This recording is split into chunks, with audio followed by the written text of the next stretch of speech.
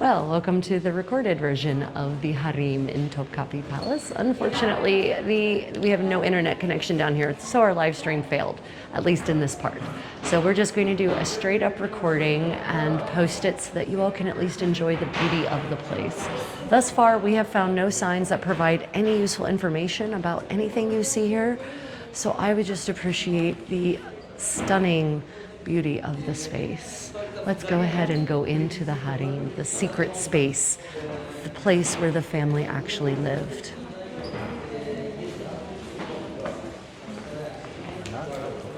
Yes, no, yes. Yes. Right. Oh, interesting. Reconstruction of clothing looks like maybe 16th century. These would probably be the halberdiers, I'm assuming, based on the tressed halberdiers because of the locks coming down from the headdress. The dormitory. Okay. So this is apparently the dormitory. Where are people seeing the numbers? People are using their audio guides, but I don't see the numbers anywhere. It's 150. Where did you see the number? Well, not the dormitory, but there was one outside Oh. a little while ago. Okay. That was just at the entrance, actually. So that was just a general introduction. I don't think there's one for him. It's very interesting. Okay. Thank you for sharing that number anyway. Oh, look, we have a harem kitty.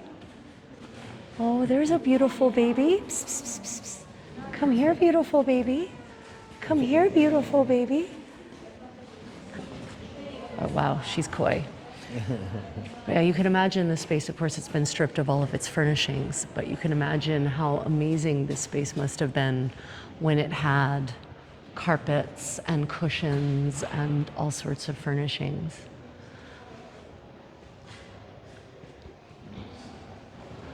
The painting of the wood. Of course, it's an interestingly dark space, although that's in part because not all the windows are open. Many of the windows are actually shuttered. So here they've provided some visual for how it probably all used to look. There were probably these rush mats, these very nicely woven rush mats, and then the cushions everywhere. This is a floor-sitting culture. Most people don't realize that the Turks are actually a steppes people originally. And so they used to live a nomadic lifestyle, and nomads tend to be floor-sitting by nature. It's a beautiful fireplace. Why carry a chair? Yeah, why carry a chair if you don't have to? Look at the cabinets built into the walls. Okay, so it says here, the upper floor is designed like a gallery. The cupboards that serve as bedding closets. So apparently they would probably put the bedding up during the day, or just to store bedding maybe. The dormitory opens into the inner courtyard through a wide-eaved portico with widened posts. Yes, I love it. I love it when these signs give us information that we can see with our eyes. Thank you. I can see there are wooden posts. The lower floor, as well as the walls facing the courtyard, are inlaid with Isnik tiles dated from the late 16th and early 17th centuries. Missing tiles were replaced with similar ones during restorations at various times, so they kept conservative style. The inscription on the Baba fountain below the portico states that it was built on the order of Seshuvar Agha in 1589 AD. Interesting. It's a very interesting, lovely space. I would certainly want to spend time here. I would happily have a medieval sewing party here. Yeah, more cushions and mats to give you a better sense of how the space looked when it was inhabited. I always am saddened when these spaces are no longer used, when they're, just here for display now, basically. It feels like a loss for the space.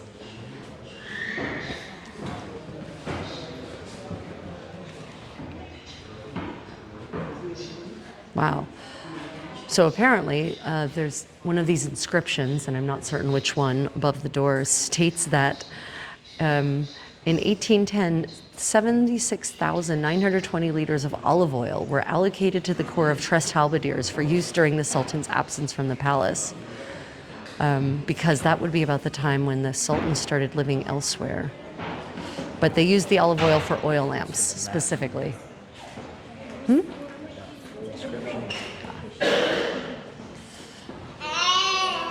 So all of these inscriptions basically, yeah, it's very interesting. It's like a record of expense accounts that they just put over the doors.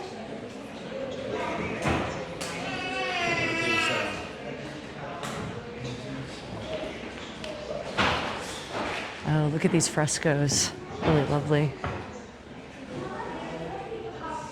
Yeah, all of these inscriptions, one of these three inscriptions states that Abdullah Agha, a high-ranking black eunuch serving in the Imperial Harem, has allocated 2,000 kurush and the revenue from this sum to the pious endowment of the Corps of Trust Halberdiers for payment of monthly stipends to the endowment trustees, scribes, collectors, and second deputy for officiating the daily prayers of the Harem eunuchs. It's a very interesting way of recording. But you can tell they had to make some choices. This is always the question of which layer of paint, of wall painting, do you preserve? Because it's very clear that there were frescoes that were underneath this particular style from some other era, and because you can see the layering up there, up top. You can see it there, how the whitewash with the red geometric patterns goes over top of the more figurative murals. And they ultimately chose to restore probably the easier layer, the top layer, than the actual figured layers. Oh, look, stairs that I can't go up, but I would dearly like to because I don't like it when there are barriers keeping me out. Okay, so it says, wow, it is amazing how much this is just like the useless signs in Korean sites that provide you with no interesting information about the space whatsoever. It literally just tells you everything you can see with your eyes. There's a niche here, the columns are there, the doors between the columns. Thank you, I can see all that because I have eyes that work. Like, this space, it says nothing about this space, but this looks like a bath of some kind. Yeah, that space.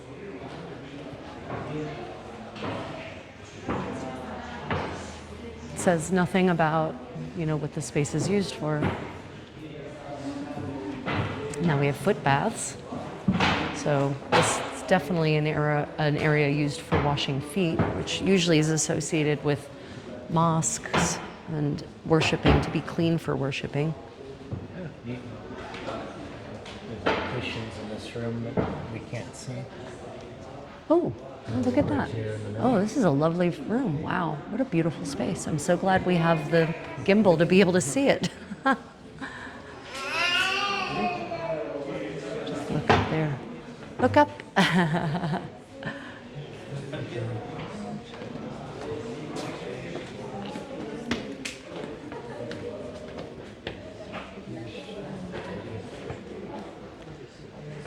She said 150 and it keeps telling me the object is not found. 150? Nope. None of the numbers bring up anything. 102? 102 is the only one that comes up. Everything else doesn't.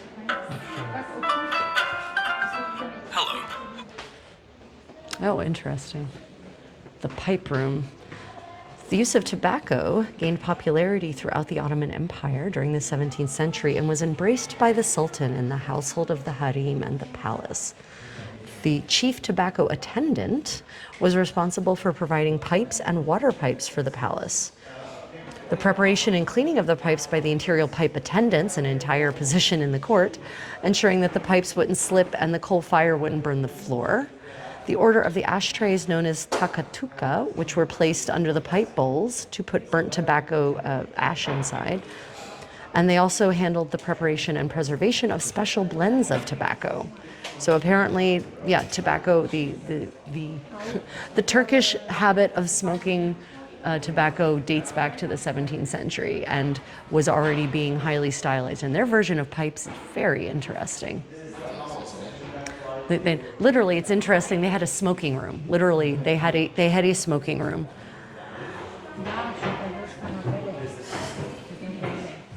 You see.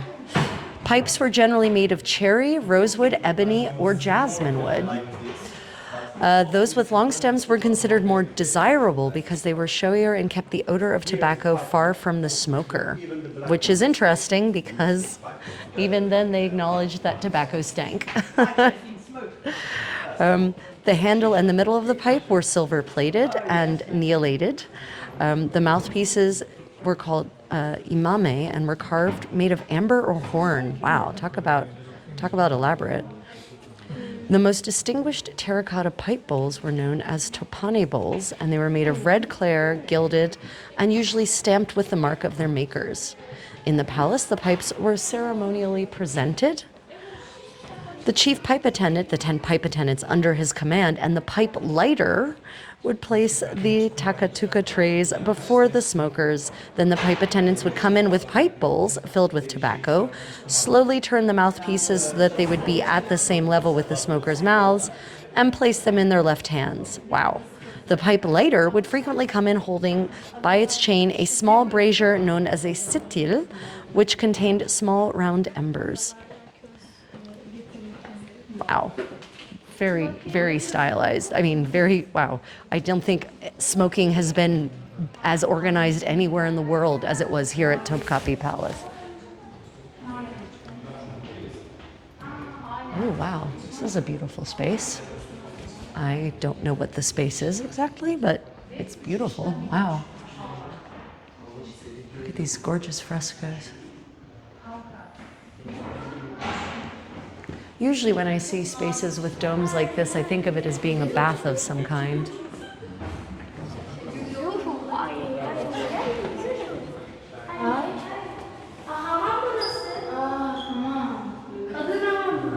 Yeah, I think this must be a bath. I think we've wandered into the bath. For one, there's basins with flowing water everywhere. But also, like I said, in Iberian Peninsula, when you come into a space like this, it's usually from the first millennium, and it's a bath. It's a hammam.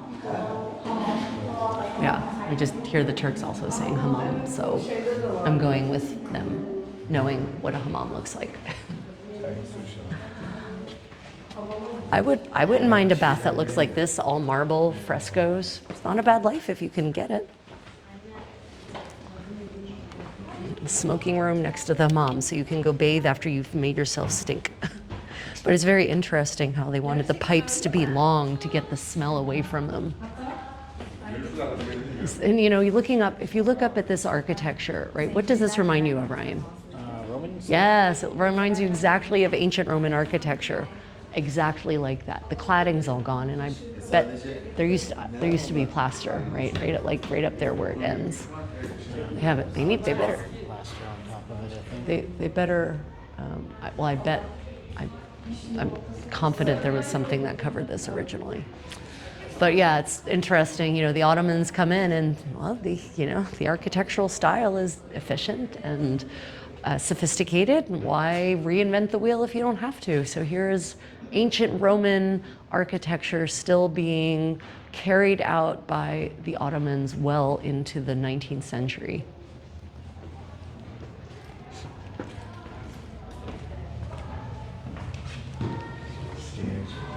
Stairs to nowhere, technically, since we can't go there.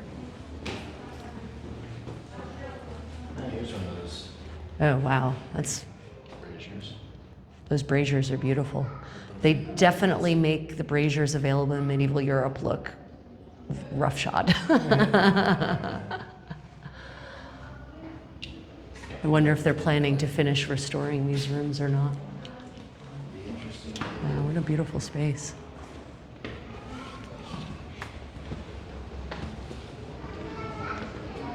The court of the head slave of the door. I just love a court that has such a very organized system. Huh.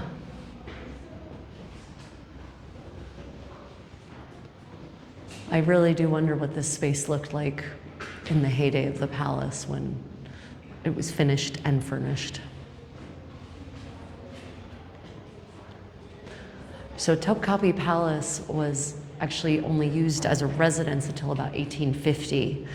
And then the Sultan built a Western European style palace on the Bosphorus so that he could also host Western style royal ceremonies. But they apparently kept the relics and treasures here. So they didn't abandon the complex altogether, but it just ceased to be a royal residence as of that time. It was turned into a museum in 1924. And the monarchy was overthrown in 1922 by the great man himself, Ataturk. So the Hammam of the eunuchs. So this is the bathhouse of the eunuchs. Of course, there was a massive eunuch corps. And the history books make it very clear that there were white and black eunuchs. And they distinguish between those two groups. They distinguish, I don't. I'm only reporting the news. But here, clearly, this is heated. These floors are very clearly heated, underfloor heating. Another gift of the Romans, which perhaps, I suppose, continued through the Byzantine Empire.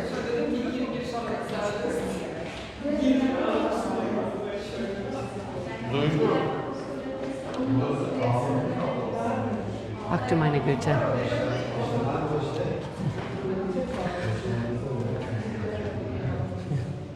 Oh, interesting. Huh. Maybe, yeah, urinal? I mean, that would make sense. There's grooves in the floor slanting downward. I'm going to show them. Oh, yeah. There's grooves in the floor slanting downward. So, and you can see there's a general tilt to the floor, tilting that way towards the drains. So, the trunk tank. Oof. Let's not think about that too hard, shall we?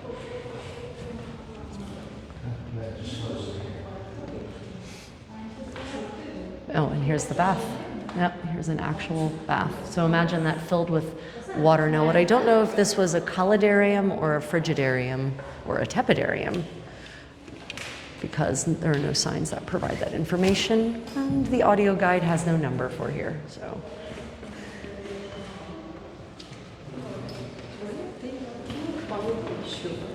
Interesting. Right back here, there's this tile, this like little tiny bit of Maiolica style tile, just right there, and this completely asymmetric to the rest of the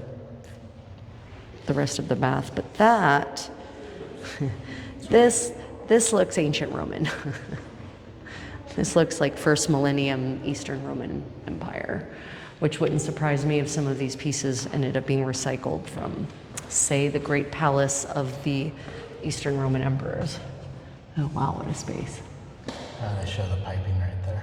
Oh yeah, look, there you can see the piping behind the wall. They've left it exposed purposefully so that you can see how sophisticated the Ottoman palace was, and certainly it was. Yeah, we're certain.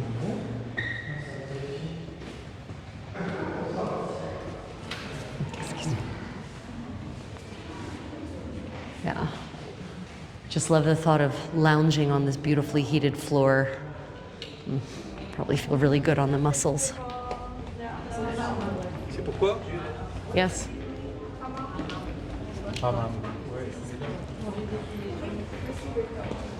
Okay. Oh, the music school. So we've talked about how the harem featured a large educational component for the royal family, the imperial family. This is apparently the music school. This is where the members of the imperial family learned to play music. Men and women, girls and boys. And they've look at this beautiful divan. I meant the instrument there. Oh yeah, the instrument's pretty neat too. Some of those are some pretty scary colors, so clearly they've strung it with nylon strings. But yeah, look at that beautiful fireplace. Look at all the restoration work they've done. So you can see what I meant by these spaces used to be entirely plastered, and they've managed to restore some of it, but not all of it, probably because it's expensive as hell. And then up here is a musician's gallery. You can hear the way the sound echoes in here, that it's been designed for music. I bet you it's completely plastered. Yeah, right. Because the texture is probably creating some sound baffling effect, actually.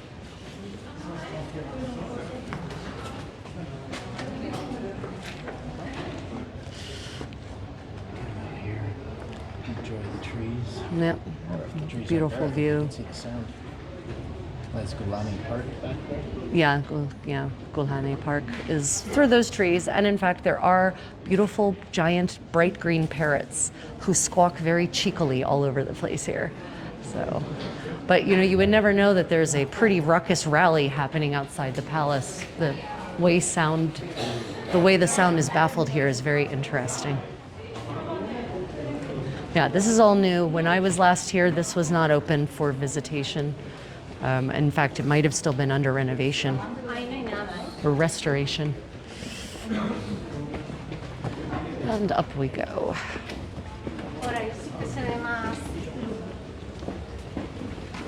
Look up.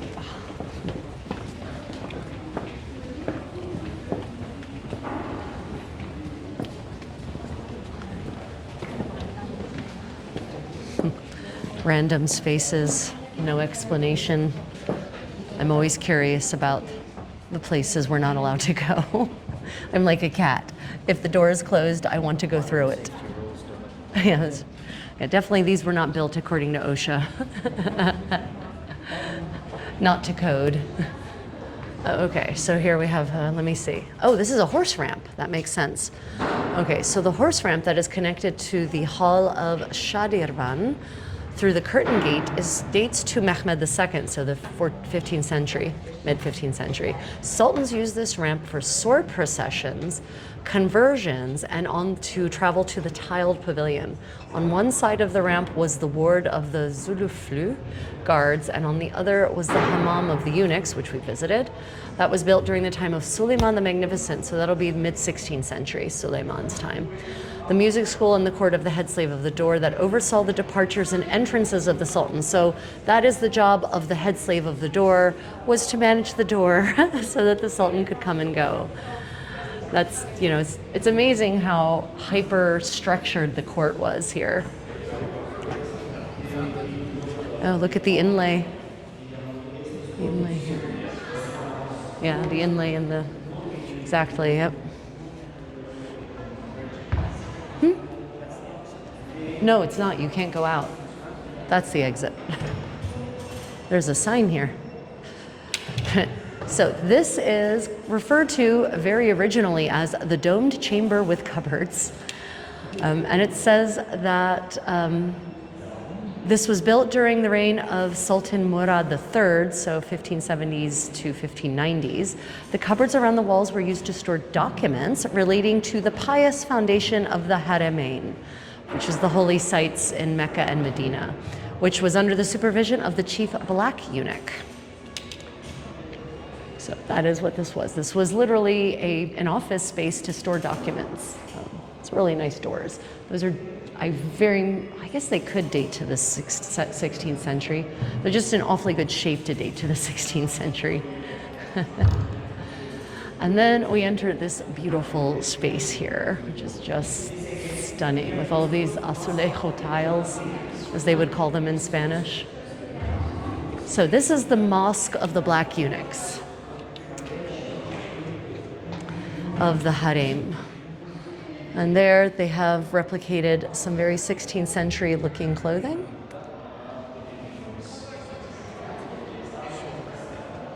Ah, beautiful space. Wow, this is, yeah, okay. I'm beginning to feel less extorted about the 55 euro per person entry fee. So let me see. The tile panel depicts Mount Arafat, the site near Mecca, which is considered sacred by the Islamic world. Red roses symbolizing the Prophet Muhammad are located at the two corners of the mountain where he gave his farewell sermon a short time before passing away, as one does when one is a prophet. Behind the buildings in the background are red and green banners, and the inscriptions, Matbach ich Adem Sofiriula, the kitchen, the house of Adam, chosen by God. So there's all these inscriptions there. In front of the three mahmals, the ceremonial palanquin, are the inscriptions. God, there's so many inscriptions. Little hanging Yeah, lots of oil lamps hanging from the ceiling and adorn an architectural depiction.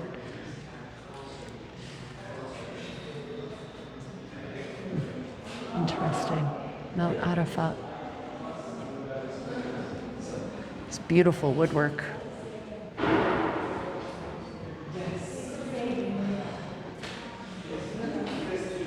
So this beautiful tile panel depicts the Mosque of the Prophet in Medina, in which the Prophet's tomb, the Garden of the Pure, is located. The surface of the dome of the tomb, also known as Al-Qubat al-Qadra, is painted with blue and green herringbone decor, and Al-Kamila Tawhid is written on the pedestal where the tomb is located. Next to the dome is the inscription, "This is the picture of the Prophet of the universe," indicating the location of the tomb. Dates to the 17th century.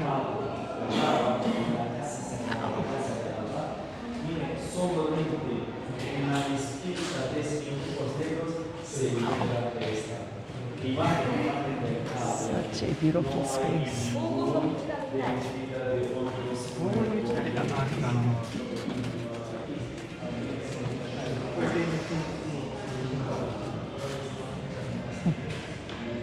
Peeking in the windows of times gone by. We'll get a better look at those spaces from the other side.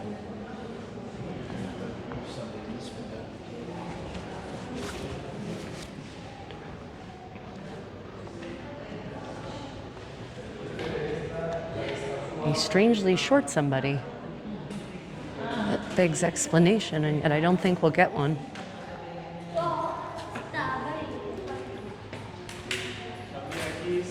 All inscriptions. All inscriptions. It's beautiful.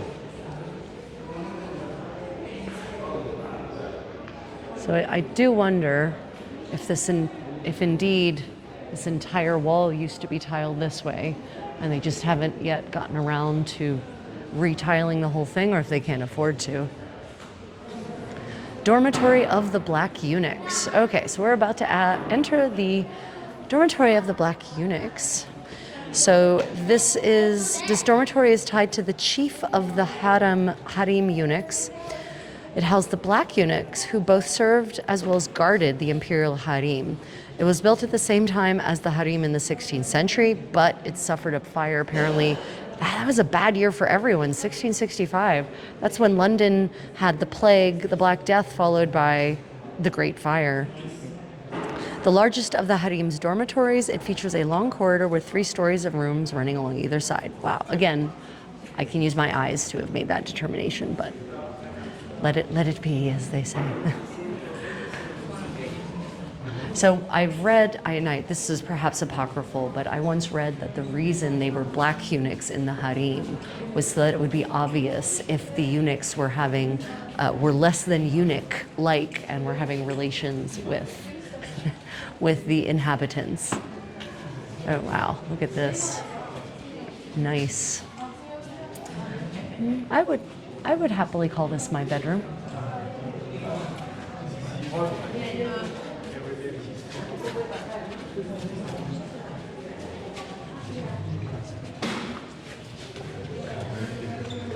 Now here's a 19th century depiction of supposedly of harem women feeding pigeons in the courtyard, but who knows if that's Orientalist or realistic. With the book stand, well, the Quran stand. Oh, 16th century depiction. Oh, nice. Vizier Mehmed Pa presents circumcision gifts to Prince Mehmed. 1592. What everybody wants. Yeah. So, wow, beautiful space. Black eunuchs who were responsible for the service and protection of the women's sections of the harem had a 4-tiered organizational structure: novices, middle rankers, seniors, and veterans. When they first arrived at the palace, they were brought before Daru Sahada Agha, the highest ranking official in charge of the harem. Then they were sent to another rank registered in the lodge book, and then they were trained so that they would learn the rules of the palace and the harem.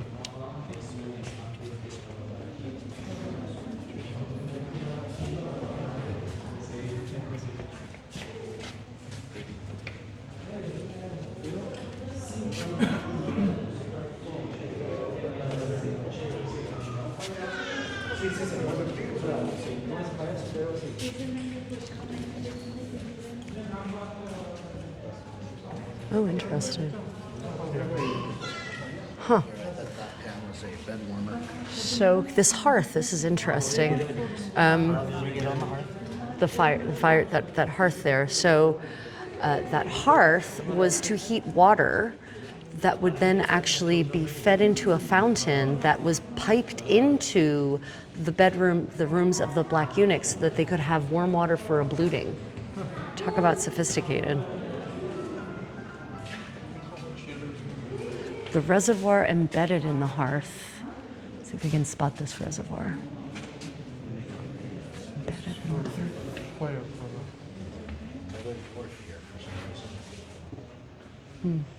I'm not certain where the reservoir was, but very interesting and very sophisticated.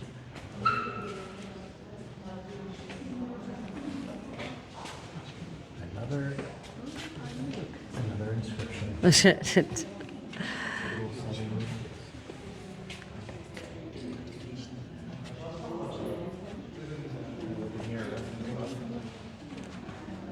Wow. Storage room, pantry.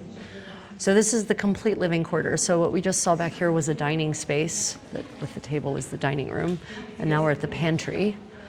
And their storage jars are about the right size for what I need for storing items.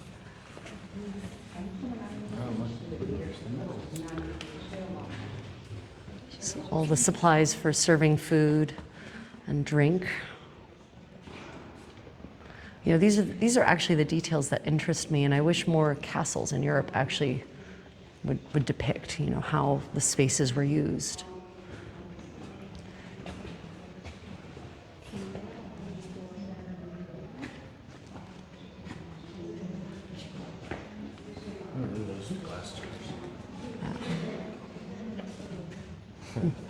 Evidently, you used to be able to go in there. Yeah, you've had the same thought too, huh? Apparently you can still go in here. The harem eunuchs of the late period.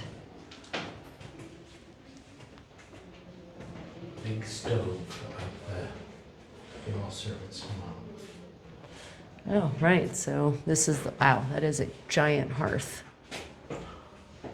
Wow. Okay.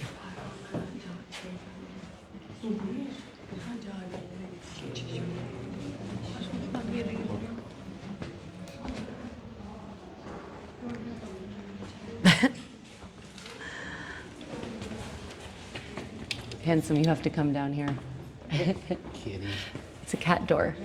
The cat door, built on the upper floor for cats to enter and exit easily, is one of the examples of how animals, which are considered part of the palace, are treated with compassion and love. Oh, where's the kitty door? Do we see the kitty door anywhere? It's upstairs, they said. Okay, we'll have to keep an eye out for the kitty door. We don't need to go upstairs. Okay, then screw them. Don't let me see the kitty door firsthand. Ships. Okay, so apparently what we're seeing in here are the murals that you're not allowed to see that are on the upper floor. Oh. I love that apparently they've gone digital like they have in Korea by animating 16th century imagery. Pretty cool. Oh, dizzying, sorry everyone. Wait, look at these servants down here just, you know, shooting the breeze. It's a tough life, but someone has to live it. And there are the tressed halberdiers depicted. Look at that, with their special headdresses. Was. Oh, those are beautiful pavilions. I want pavilions like those. Look at those. Wow. Now all these tressed halberdiers. And I suppose this is a sign that bedding was stored in here, even though there's no indication of that. But It's literally folded up and in the cabinet, so. The kitty doors. Kitty doors. All of these cabinets that are built into the walls to store, well, this is for bathing, so that's soap. That's soap and towel in a basin, ewers and basins. For abluting, as it were.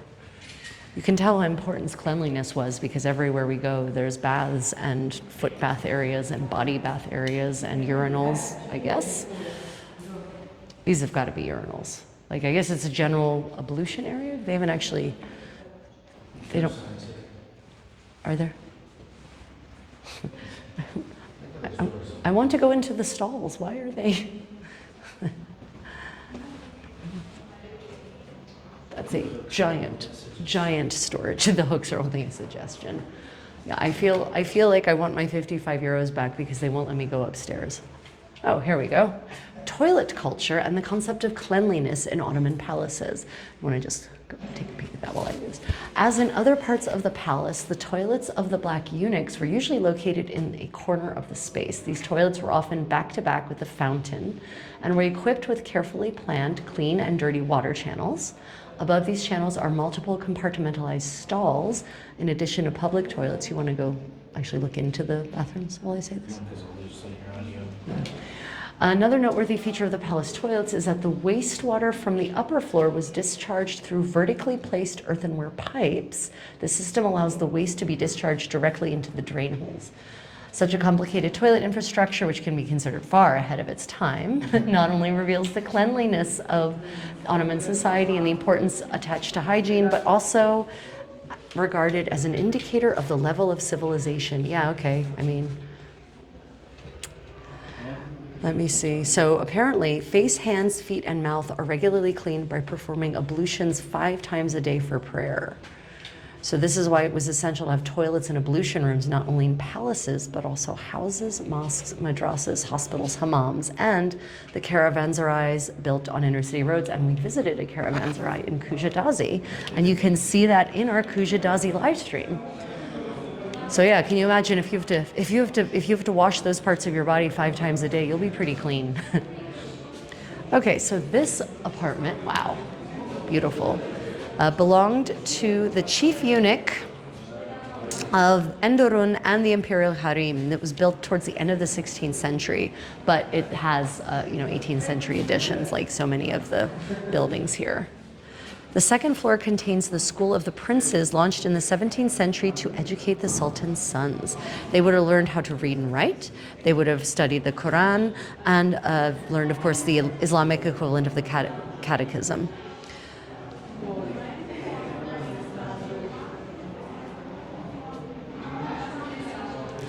So yeah, the Rococo style designs that are sort of the elements that are here, that's not an accident. That's the Ottomans, once more viewing themselves as part of Europe and as part of Asia. Okay, this is the main entrance to the palace harem. Oh, believers, do not enter the houses of the Prophet without permission, is what one of these inscriptions says. I don't know which one. Unfortunately, I'm terrible at reading the calligraphed stylized Arabic.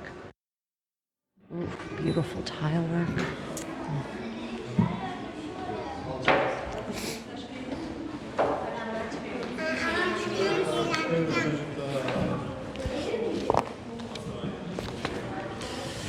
Museum here. Officers, the black eunuchs, served the ladies of the harem. And this is apparently, there was a sentry who sat here. And as you see, he has several bladed weapons. And those are probably not ceremonial.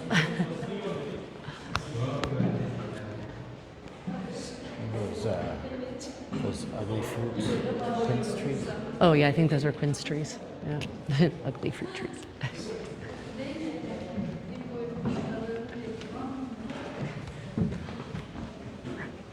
Okay, so the tablakar All meals prepared at the palace would have been served in bowls or shallow pans with lids and placed on special trays called tabla or sini in Turkish. Tablas are made either of wood or metal. The staff who delivered them to their end destination were referred to as tablakar. Tablas destined for the Imperial Harem first had to pass through the main entrance to be arranged on marble sets for concubine servants to take and distribute throughout the harem. So these are the trays in question. And this is clearly, basically this is like a sideboard, right? This is a plating area, but what's interesting is they all have drains, or they're drains at regular intervals, so it would be very easy to wash these down. So again, the focus on cleanliness and hygiene and sanitation. Oh, finally, a number. My God. Yes. Right, thank you. I thought I was losing my mind. Like, why do I even have this audio guide? Ama 102 hissediyorsun abla. Ay, benimki başa yapıma gelmiyor. 507. Let's see what the audio guide says.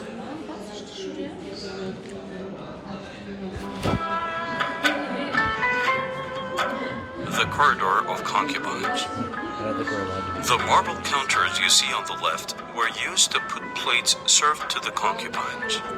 The concubines would get their food after the chief of harem leaves.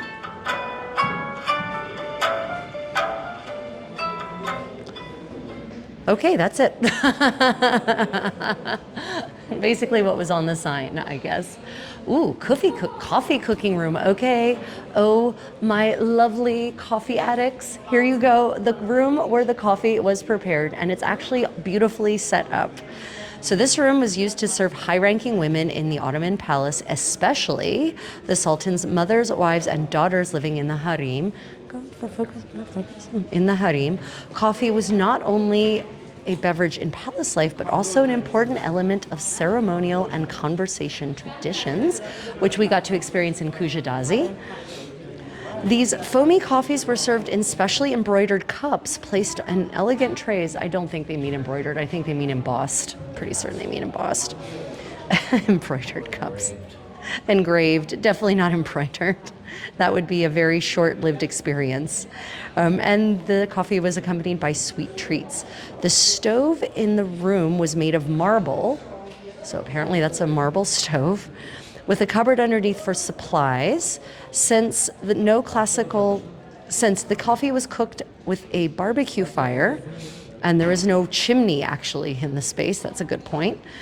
On the outer walls of the door leading to the paved courtyard of female servants, there are murals depicting the Golden Horn, the Bosphorus, Golden Horn, the Bosphorus, old palaces, mansions, and the hills of Istanbul, which is dated to the end of the 19th or 18th century and is also very typical of art for this era in the reign of Sultan Abdulhamid I. Yeah, really nice. As I said, this palace is a space that has been, continuously used for 400 years, more or less, and reflects that kind of development. Wow, that's a hearth. Ooh, look, animated art.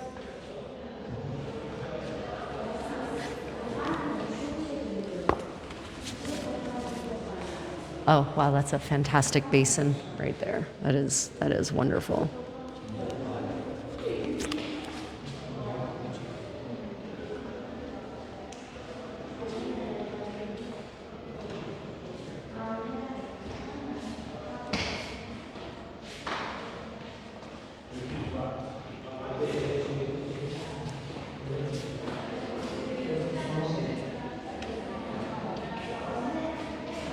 I just love the way they animate this art. It's fantastic. Okay, the hammami, Turkish baths. Of course, bathing, we've already determined, constitutes an important cultural element of Islamic civilization.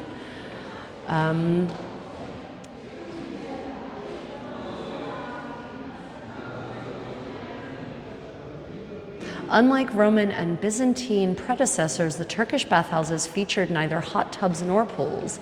Instead, bathers draw the water from bath basins and fountains, for apparently Islam believes it isn't appropriate to clean one's body with still water. It is a pretty big distinction. Oh, look, it's pianelle. Those are probably from the 19th century, I'm assuming. Yep, they are.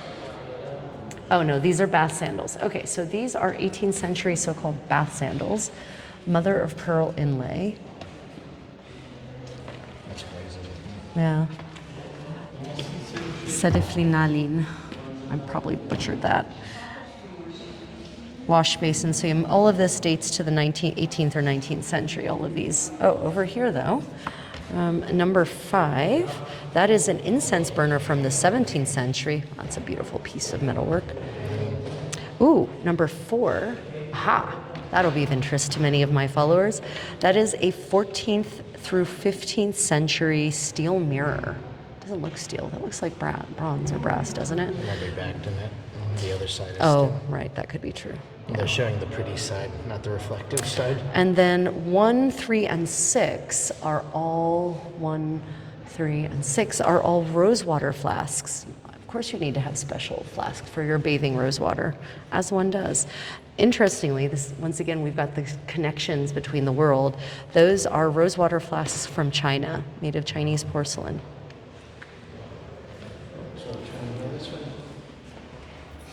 We can try. So we're here in the hammam. This was for the female servants, apparently, and this was built in the 16th century. But of course, it was rebuilt after that big Harem fire in 1665. And then it was renovated again in the 18th century. So who knows? It's like Theseus' ship. How much of this is actually the original mid-16th century bath? Who knows? But here's interesting. In traditional bath culture, the cleansing ritual begins with ladies leaving their belongings they brought in their bath bundles here, putting on loincloths, and then they move to the slightly warmer section, which in Rome would be the tepidarium, the warm room, and prepare their bodies for the high temperature, which would be the colidarium in the ancient Roman tradition. After scrubbing, they wash with a silk washcloth containing soap and rinse with running water. I now want silk washcloths. I think that's a must-have in my life. More animated art to bring the space to life. Oh yeah, those are actually baths. Wait, they actually, come back, bath. They actually literally showed a bath that was on wheels, weirdly, and rolled by. That's a bit trippy. More objet from bathing. Wait, do we come back this way? Yes. Is this a dead end? Okay. Ooh, nice. Sponges and soap. So again, the whole idea is you don't immerse your body, you use freshly running water to cleanse it. That definitely looks like Aleppo soap. So I just want us to take a look at these beautiful bath towels. I think all of us need to upgrade our bath towels. Yeah. I'm not certain if the cloth of gold one would be very good at drying anything, but you would look really, really fashionable. So you can get close enough to read the things. Yeah, seriously, it's a little weird that they...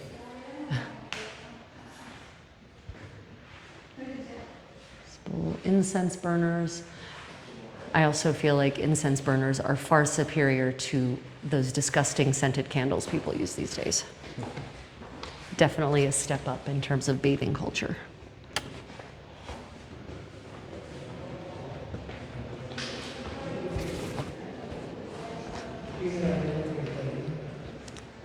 Ooh, healing bowl. Ooh, again, it's clear that these spaces were designed to walk into originally when they did the renovation here. Healing bowls were used to protect oneself from the ills of the evil eye, black magic, and sickness.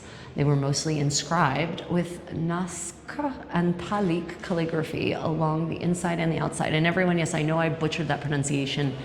Turkish is not my language. These bowls have a bump in the middle called a göbek, belly, that symbolized the center of the world and the creation, as well as served as the dual function of preventing water from splashing everywhere and providing the user ease of holding. Bowls without göbek also exist, but they are rather rare. Interesting. Because all these, now that I see it, I can't unsee it. Look at all these bowls that have bellies, belly buttons.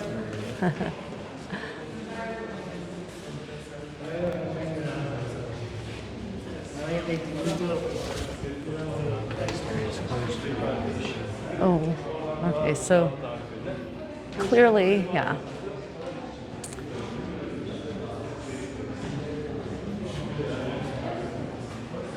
And we can go no further this way in any case. Perhaps they will open this up someday for visitation, for viewing. We can hope at any rate. Of course, I don't know how often I'll pay 55 euros a person to come here.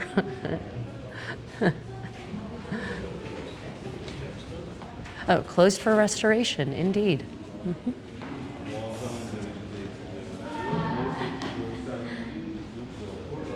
Okay, this way.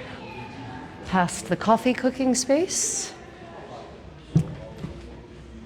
Look at this beautiful translation. Wow, that's a beautiful hearth. Goodness.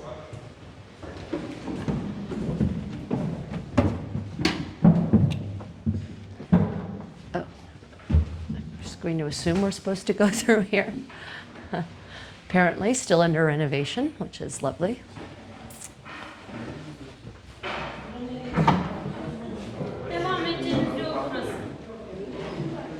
Go ahead of me. Go ahead of me. Yep.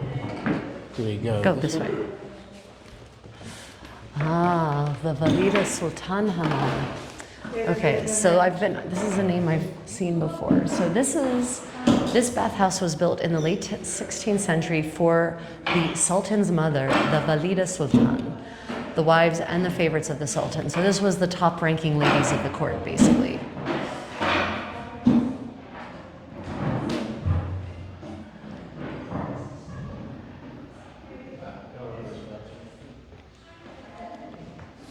Huh. So the light that comes in, those are called elephant's eyes through the glass lights. We get to the space where you can actually see. Yeah, so these are actually called elephant's eyes, interestingly, these little spherical glass pieces. Oh, wow, we can actually go in here. Oh, wow, look at that. This is a far superior skylight to the kinds that you see in modern American homes. Did you look up? These beautiful tile nooks. Yes, this is certainly superior to any bathroom I've ever owned in terms of elegance and equipment.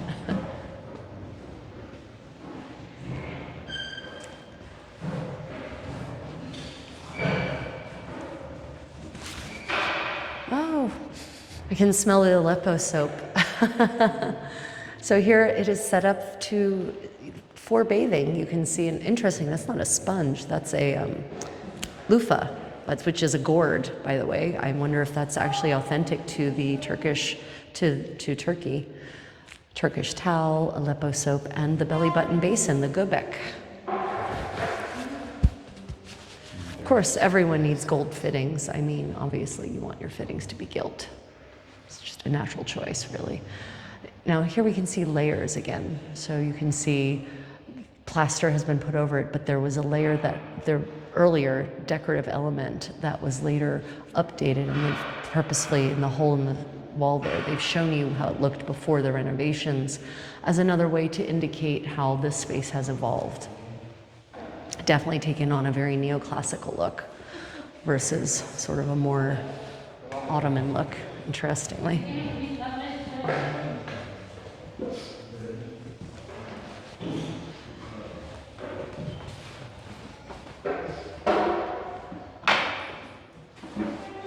Elephant's eyes. Wow, look at these doors.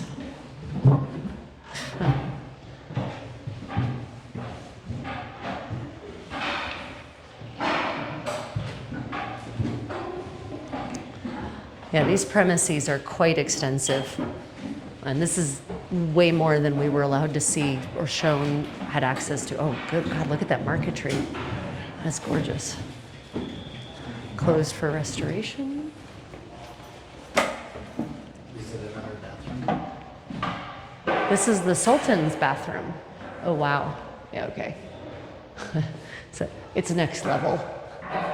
There's how all of the elephant's eyes have been painted. 16th century. Yeah, so No, in the 18th century it was renovated. So this is the Rococo style. Again, you know, just like I was saying, it became very fashionable in the Ottoman court to imitate, to follow the trends of their fellow royal peers in Europe. Hence why you have the sections that are under the renovations that look very much 16th or 15th century, but nothing about this space says 15th or 16th century. This is very Rococo, very, very over the top. It's fantastic.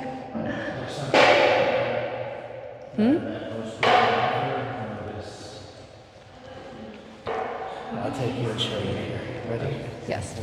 We're going to see something that most people would never notice. Also, the doors are missing. There used to be doors on hinges here. So see that column? Oh, interesting. They labeled 7 different. Oh, yeah, look at that. Right, you're right. Okay, so everyone, you see the numbers? Those represent different layers of the original columns, and they're showing you the original layer, you know, from earliest to latest in terms of decorative elements that have been added over the centuries. And they ultimately settled on layer 3, it looks like, layer 4 maybe, 4 or 3 to renovate it to. You can't hold it up that way. Yeah.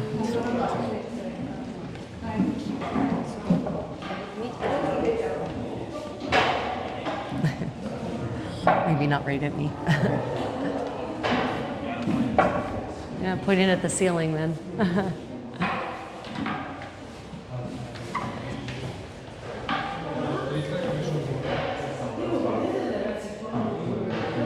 I was just looking to see if there was any interesting information, but no. Yeah, so this was absolutely, this set of rooms was the bath part of designed specifically for the Sultan's personal use. And then we have the piping. On the walls, the terracotta piping. Terracotta piping, such a better idea than lead piping. Definitely a superior material choice. But the old hinges are still there. Oh my goodness. Well, ladies and gentlemen, welcome to the Harem, the Imperial Hall. Good God. Don't forget the ceiling as well. You need to go later. We're gonna go layer by layer. This place is, wow.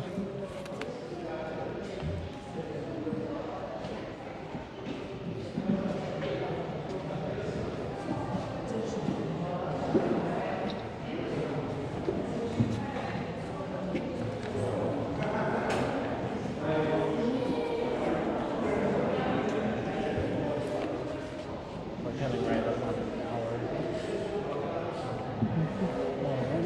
The ceiling.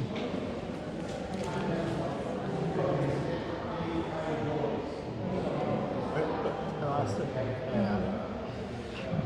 Wow. My God, what a space.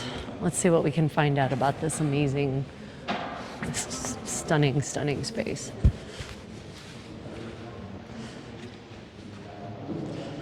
Okay, so the Imperial Hall was built after 1585, and of course it's been altered many times, the usual fires and renovation just because some sultan wanted something new. This was the ceremonial and reception hall of the sultan. This is where weddings and birth ceremonies of the dynasty were held.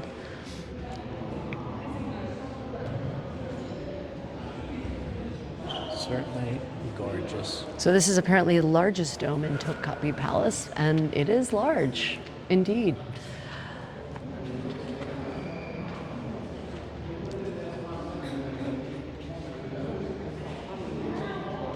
Apparently there are tiles from Delft, so the blue and white tiles are imported from Delft.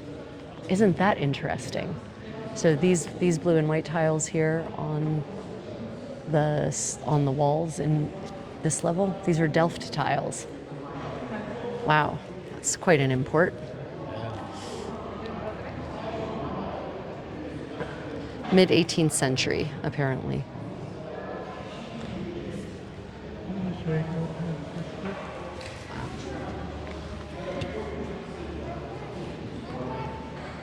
Wow. What? Wow. Yes, I can see how guests would be impressed by this.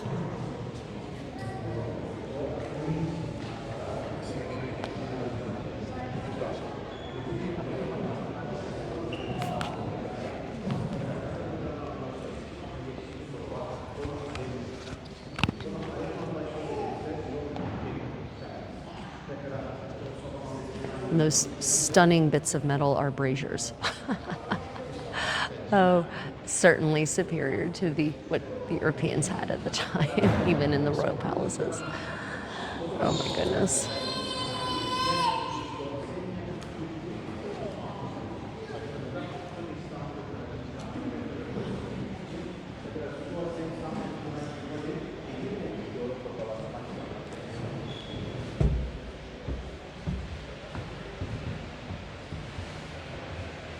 Look at the marquetry doors. Mother of pearl inlay, wood marquetry. Wow.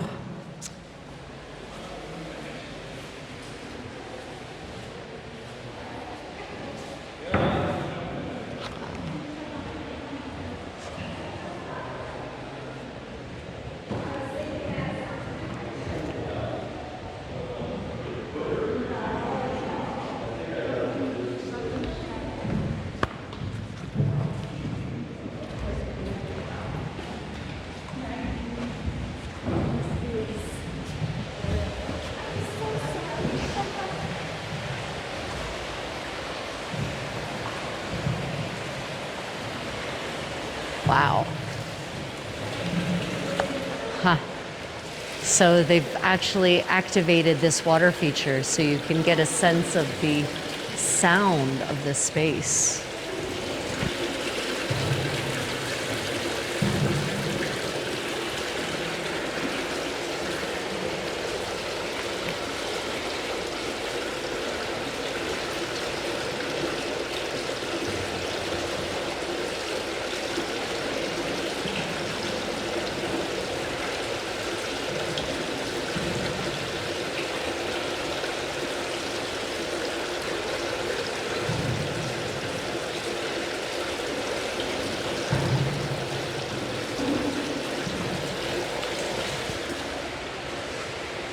Okay, so this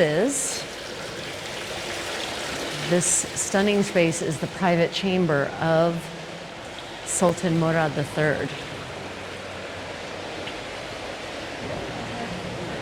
Excuse me, the privy chamber.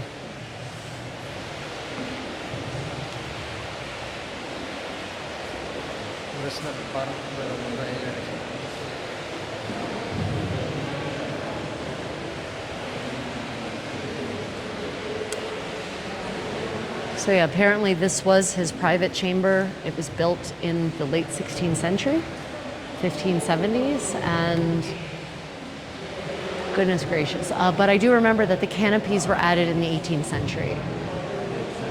Yeah.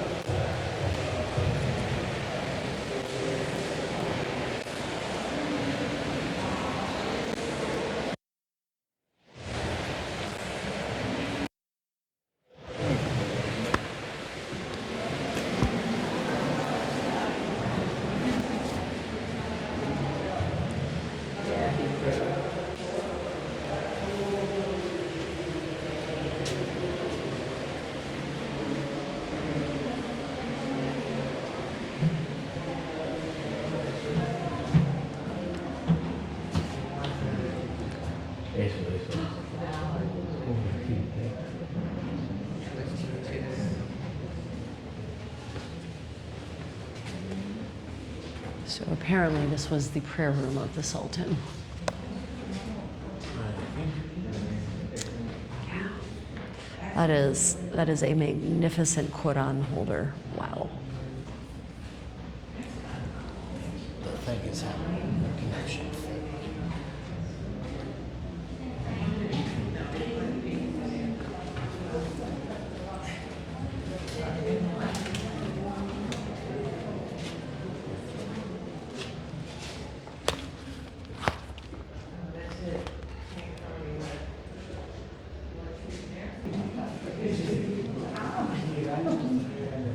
parce qu'elle qui voulait dévoiler en acre, elle va te servir.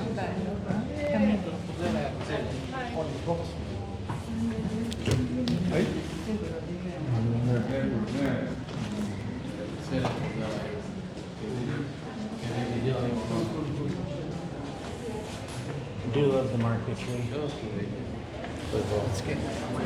Yeah, this is, oh God, it's a tour group. Oh, Jesus.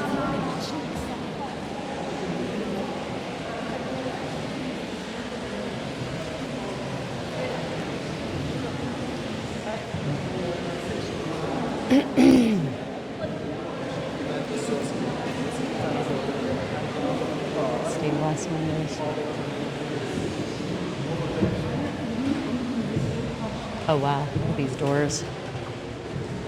Ah.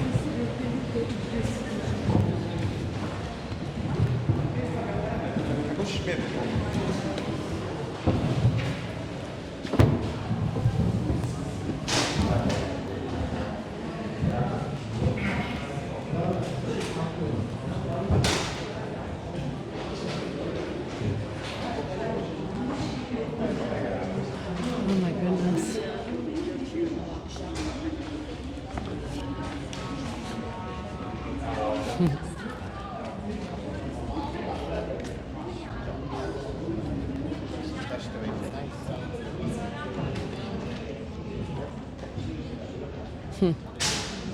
So apparently, this is the paved courtyard of Mabin and the apartment of favorites. The women who had engaged in a relationship with the Sultan were named Guzda, favorites. If they gave birth to a Sultan's child, they were granted the authorization and title of Iqbal, or Kadeni Fenni, the wife. The Mabin apartment was built for the Sultans during the period of Osman III, so 1750s.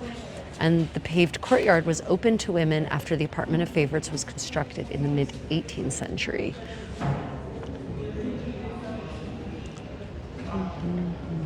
My favorite. Very funny. So the dormitory of the concubines is on the mezzanine level.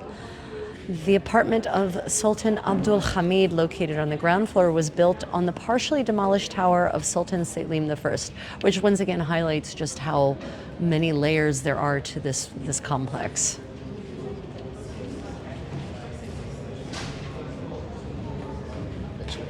Wow. So if you can imagine the view from here before, when the city was still, well, what it was in the 18th century. Probably those trees were not there as tall at any rate. Oh yeah, the water, so not a drainage feature, an active fountain. So because this is like, so this is, well, yes, but this is like the courtyard of the lions in the Alhambra, right? This is a typical feature of Middle Eastern architecture, and it has to do with the symbolism of the rivers of, you know, the Old Testament, the Tigris, the Euphrates, which flowed through, you know, the Garden of Eden. So you can imagine how lovely this must have been when the water flowed freely through this courtyard, and you'd have the beautiful tinkle, the flutter of water, all throughout, in fact. And then it comes and fills this beautiful design here. And then it shuttles out to either side. Falls down into this Now courtyard. it falls into this courtyard, which looks like it used to be a reservoir or a pool, actually, entirely, which makes me wonder. So you can see there's still a lot of work to be done here in terms of restoration work. At least I'm hoping that they're not just parking a random truck there just because. But it does, I don't see any signs, unfortunately, about this pool talking Those about. trees weren't there, we could see our ship. Right. But when it was full, the sound of Bet you that water, was full of water too. yeah, would have been lovely. Does make one wonder. So many spaces unexplained, but these apartments are certainly beautiful.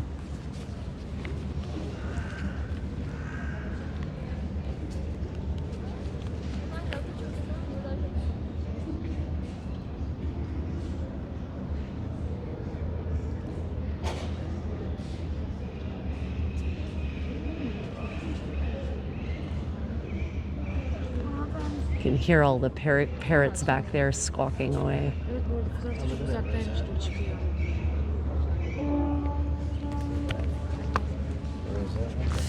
Yeah, it's beautiful, sacred geometry. Evidently, it's still used as a pool. Yeah, apparently. Yeah, evidently, it is still used as a pool by magpies. At least I think those are magpies. Maybe they're I not. think those are ravens. With white? Ravens have white? Interesting. So yeah, you're right. So this was an intentional water feature, and then this was designed to handle any flow from the courtyard. What's interesting is this is exactly like the courtyards in the Korean royal palaces, right, where they're built on a slant, and they specifically have roughed up the stones so that even if it's wet, you won't slip and kill yourself. Yeah.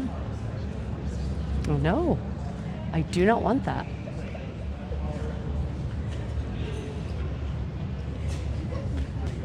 Up, just up. Just a bit. Just to enjoy the space.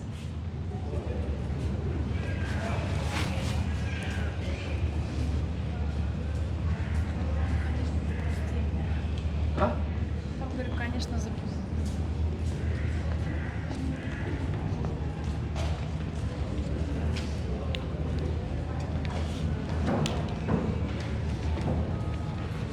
Thank God that tour group has moved on.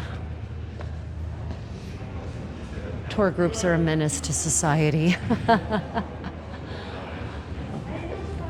Yeah, they have done quite a bit of work here.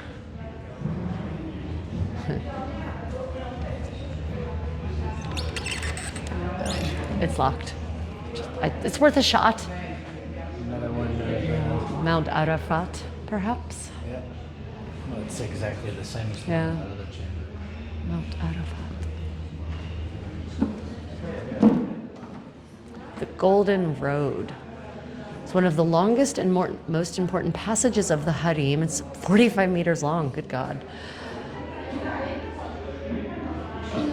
It's also known as the Long Road or the Sultan's Road during the Ottoman period. This provided the sultans with quick access to the apartments in the Harem. Quick is relative, I guess. According to rumors, the sultan sprinkled gold coins on the people of the Harem who were lined up on both sides when the sultans were passing through this corridor on special occasions, which led to the moniker, the Golden Road. Apparently, it dates back to the 15th century to Mehmed II and is one of the first buildings in the Harem, and it survives apparently mostly in that form. The Golden Road, that's not what I thought of instantly. It's a heating spot, Oh, yeah. I think. Maybe.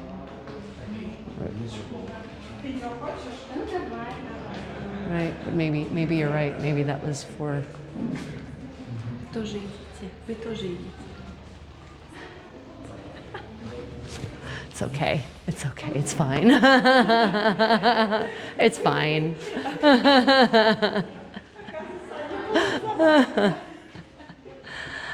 Ah, the kitchens.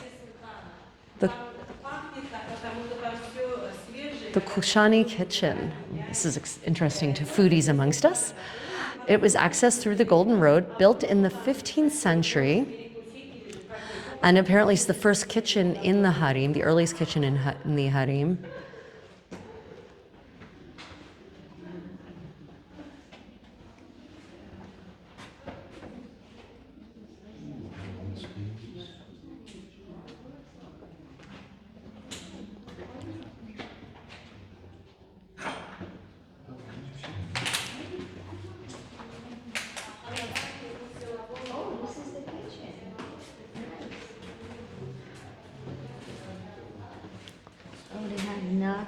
Huh, interesting. Okay. So apparently this kitchen is the one that was used for the private meals of the members of the harem. But apparently also the staff would go with the sultan. They were his private kitchen crew. They would go with him when he would go hunting or on expeditions, and they would take all this equipment that you see here with them. They would also cook meals for wedding feasts, for sort of affairs that were more intimate in nature rather than the grand state affairs.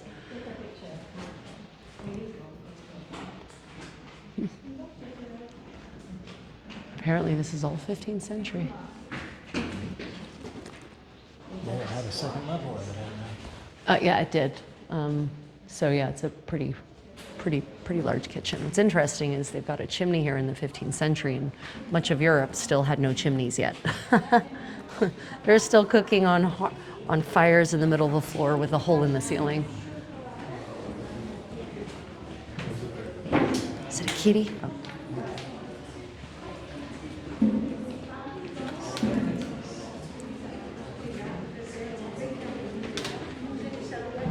Interesting. This staircase gained symbolic importance in the history of the Ottoman palace. After Sultan Selim, 1789 to 1807, was killed in the rebellion, a harem attendant named Sevri protected the heir apparent, Prince Mahmud, from the rebels by taking him up this staircase. And that is what led to him being ascending to the throne as Sultan Mahmud II. The staircase, one of the oldest structures in the harem, is not only a physical passage point, it's also an architectural manifestation of hierarchy, security, and privacy in Ottoman palace architecture. Oh, interesting. The place at the top of the staircase, all the way up there, is the position from which Servi threw a pot full of hot ashes at the rebels, and it's therefore symbolic, emphasizing the historical character of the event. But this is apparently this staircase actually communicates with the private living spaces of the sultans.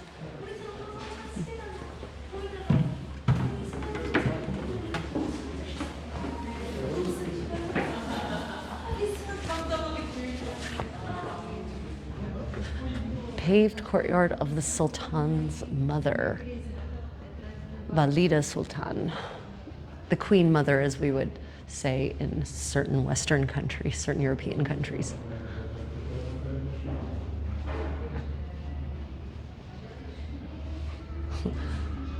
This place is a labyrinth. I mean, look at this.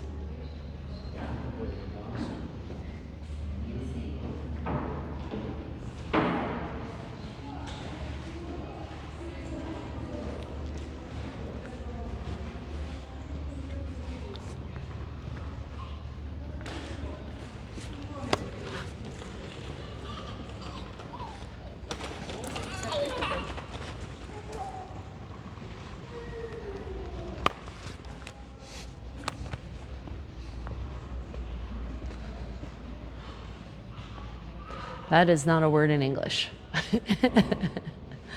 Oh, wow.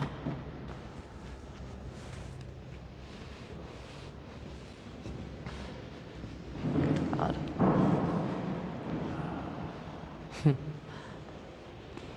It is called a hall with a fireplace.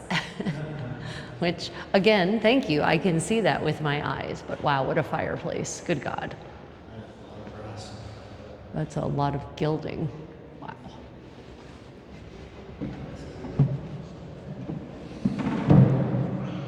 Oh, okay. And this is a hall with a fountain.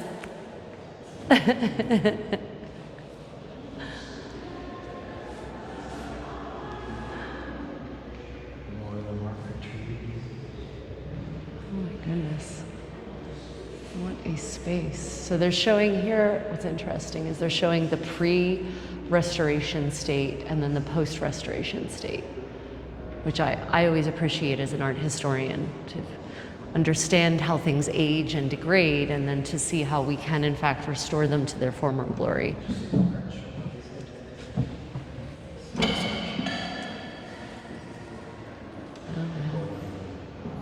Roses. And on the other side of this wall is some other magnificent part of this room, which I can peek around and see. Yeah, it's the other wall. They're still working on it, I guess, but it's in pretty good shape. Maybe it was falling out. Yeah, probably.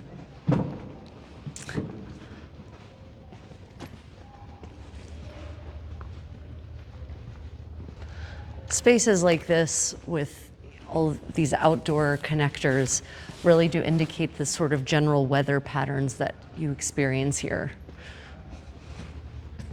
In other words, not terribly rainy, not terribly cold. Not rainy, maybe. There's definitely roof to this. No. I said not terribly rainy. Not the kind of rain that's going to come at you from the side with any sort of regularity anyway. Like Kushadazi, where it did come in from the side very badly. Sweet.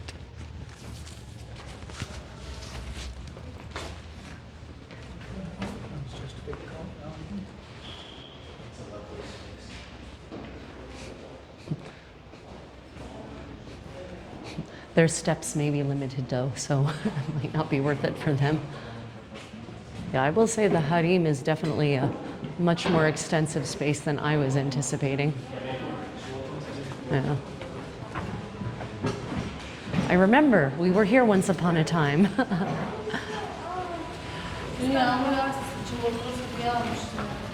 I think we'll be able to switch back to live stream once we get out into the outside world again. Well, everyone, we are exiting the harem. I hope you've enjoyed this completely unplanned and unscheduled tour of the Harem of Topkapi Palace in Istanbul. Please like and subscribe and leave a comment. Ooh, one more thing apparently, I guess. No? Oh, okay. Yeah. Face the camera. Finish. Please like and subscribe, and if you have any questions, leave a comment, and I will do my best to find the information for you. Otherwise, until next time, everyone, may your travels be creative and entirely unexpected, the way ours have been for this entire week. Bye, everyone.